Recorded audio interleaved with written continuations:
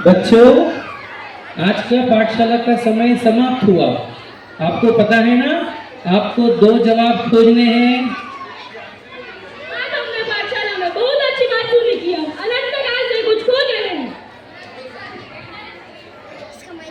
परंतु सर ने हमें यह होमवर्क दिया है, हमें यह पता करना है कि हम किसकी खोज रहे हैं और वो हमें कहाँ मिलेगा। चलो पता करते हैं। अरे सब भाग रहे हैं। अरे डॉक्टर साहब, तुम क्यों भाग रहे हो? वह सेठ भाग रहा है इसलिए मैं वह नेताजी भाग रहे हैं इसलिए मैं भाग रहा हूँ। मेरी जनता भाग रही है इसलिए मैं भी भाग रहा हूँ। सब डॉक्टर के पीछे भाग रहे हैं। किसी को पता नहीं ये क्यों दौड़ रहे हैं। क्या ऐसे ही यह जीवन नहीं है कि सब लोग दौड़ते नजर आ रहे हैं, मेहनत करते नजर आ रहे हैं, पर किसी को पता नहीं क्यों। चलो देखते हैं ये सब लोग किसने मेहनत कर रहे हैं। कोई गन, कोई गाड़ी, कोई पद और कोई प्रेस भी जाना है। सबको एक ही बीमारी है कि उन्हें कुछ चाहिए। उन्हें कोई चाहत है तो वो किस बात की चाहत है? इन सबको अगर अच्छे से देखा तो पता चला इन सबको सुख की चाहत है, कोई दुख नहीं चाहता। यस, पहली कड़ी तो सॉल्व हो गई कि सभी को सुख की चाहत है, सब सुख के ही खोज में लगे हुए हैं। और मैं भी इसी की खोज में अनंत काल से भटक रहा हूँ कि मुझे भी सुख ही तो चाहिए। चलो, पहला प्रश्न तो पूर्ण हुआ, अभी दूसरे प्रश्न की ओर बढ़ते हैं, खोजते हैं कि सुख मिलेगा कहाँ। डॉक्टर साहब, मुझे बहुत सुख चाहिए, क्या आप मुझे थोड़ा सा सुख दे सकते हैं? नहीं भाई, मेरे तो खुद के सुख के लाले हैं। मुझे अभी बड़ा बनाना है, जब वह बन जाएगा तभी मैं सुखी हो पाऊंगा। सीए साहब, मुझे थोड़ा सुख चाहिए, क्या क्या थोड़ा सुख मिलेगा? भाई मैं तो खुद सुखी होना चाहता हूँ, अभी मेरा फॉरेन टूर बाकी है, जब वो हो जाएगा तब मैं सुखी हो जाऊंगा, वरना मैं दुखी ही रहूंगा।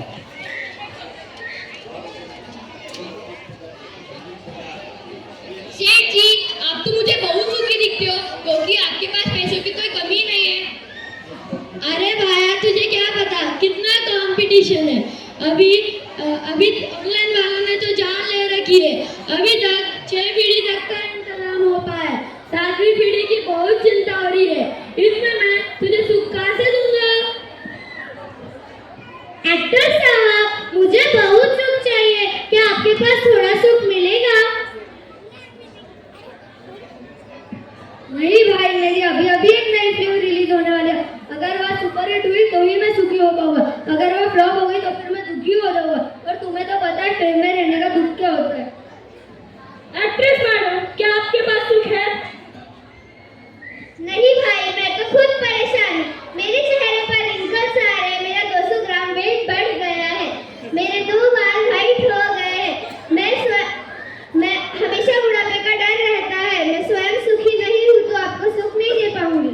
नेताजी, आप तो मुझे बहुत सुखी दिखते हो, क्या मुझे थोड़ा सुख दे पाओगे? अरे भाई, अभी लोकसभा के चुनाव आने वाले हैं और अपोजिशन पार्टी ने नाक में दम कर दिया है। अगर मैं चुनकर आया तो कुछ सोच सकता हूँ, अगर मैं नहीं आ पाया तो मैं खुद ही बहुत दुखी हो जाऊंगा। पता नहीं किस दिन मेरी कुर्सी छीन ली जाएगी और पार्टी के नेता खरीद लिए जाएंगे। राजा जी, यहाँ के लोगों में मुझे कोई सुखी नजर नहीं आ रहा। आप बहुत सुखी दिखते हैं, क्या आप मुझे सुख दे दोगे? नहीं, मुझे तो हर रोज यह डर रहता है कि कोई दूसरा राजा मेरे राज्य पर हमला न कर दे। मुझे मेरी प्रजा की रक्षा करनी है और मेरे ऊपर भी तो चक्रवर्ती सम्राट है। आप उनसे जाके एक बार पूछ लो।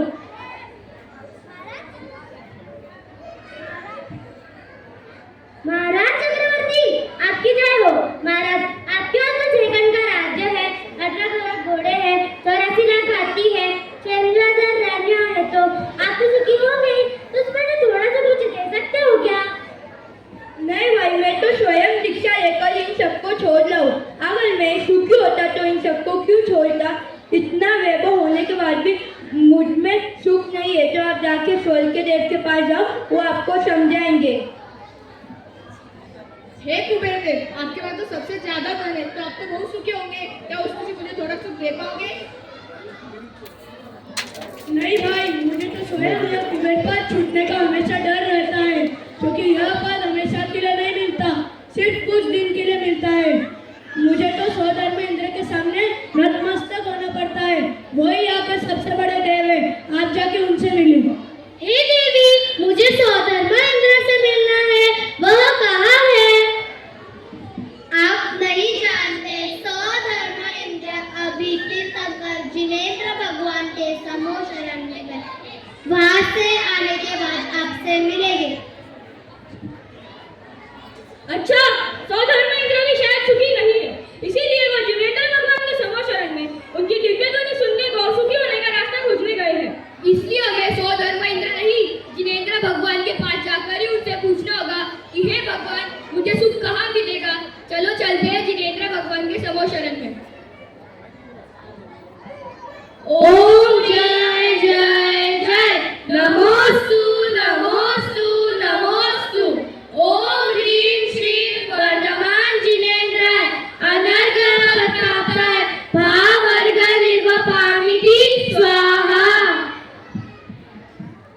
हे जिनेंद्र भगवान, आप सच में देवादिदेव हो, क्योंकि ये पूरी दुनिया जिसे देव मानती है, वह देवों के सर्वोच्च देव सौधर्म इंद्र स्वयं आपकी दिव्य ध्वनि सुनने के लिए आए हैं। इसलिए आप ही देवों के देव हो। मुझे किसी में भी सुख नहीं दिखा, किसी के पास सुख नहीं था, तो मैं अपने सुख को कहाँ खोजूं? यह उत्तर मुझे आपसे ही मिलेगा, कृपया समाधान कीजिए। हे प्रभु, कृपया कुछ बोलिए ना, मैं आपके उपदेश को सुनने के लिए आतुर हूँ। हे महान उत्कृष्ट गौतम गंधर्व देव, आपको मेरा त्रिवार नमोस्तु। कृपया आप मुझे जिनेंद्र भगवान का उपदेश समझाएं। हे भव्य आत्मन, जिनेंद्र भगवान के मुख उपदेश का ग्रहण करो। उनकी ध्यान करती हुई मुद्रा, पद्मासन मुद्रा और नासाग्र दृष्टि हमें यह स्पष्ट बताती है कि हमें सुख मिलेगा तो अपने आत्मा में ही मिलेगा, क्योंकि 6 द्रव्य में सुख नाम का गुण तो आत्मा में ही है। इसीलिए हमने अपने सुख को अपने आत्मा में ही खोजना चाहिए। जिनेंद्र भगवान बिना बोले ही समझा रहे हैं, इसलिए हे भव्य, आप भी अपने आत्मा में ही सुख खोजिए। आपका अविनाशी कल्याण हो। जय हो जय हो जय हो। धन्य है धन्य है धन्य है। प्रभु, आपकी नासाग्र दृष्टि और आपकी ध्यानस्थ मुद्रा हमें यह संदेश दे रहा है कि अपना सुख अपना आत्मा में है और बाहर कहीं नहीं। बाहर तो सब कर्मों का माया जाल है, सभी अज्ञानी जिसमें फंस कर अनंत जन्म मरण कर रहे हैं। हे प्रभु, धन्य है आपकी ध्यान करती हुई मुद्रा और धन्य है सभी और विराजमान जिनेंद्र भगवान की प्रतिमा, जो हमें स्पष्ट उपदेश देती है कि अपना सुख अपने आत्मा में ही मिलेगा।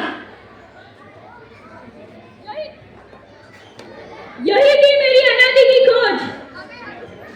हमें हमारे दोनों प्रश्नों के उत्तर मिल चुके हैं।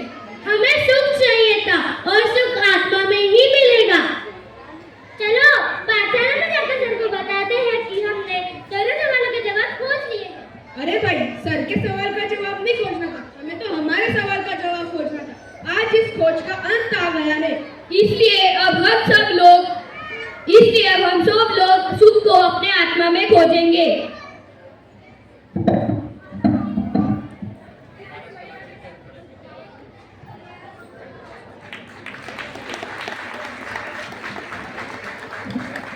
जय जिनेंद्र।